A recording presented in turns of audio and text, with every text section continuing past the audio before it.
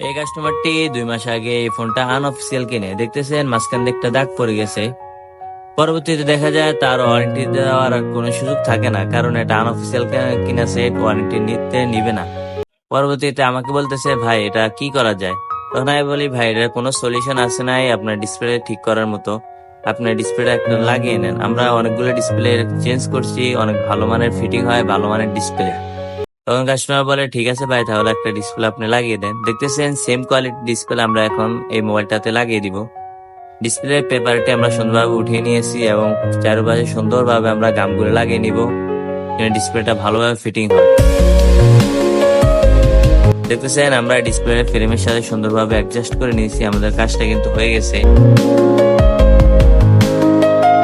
আমরা এখন সেটা চালু করব পুনরায়। দেখতেছেন সেটার কালার সবকিছু আগের ডিসপ্লের মতো, সেম কোয়ালিটি সেম কালার, সবকিছু আগের ডিসপ্লের মতো আসছে।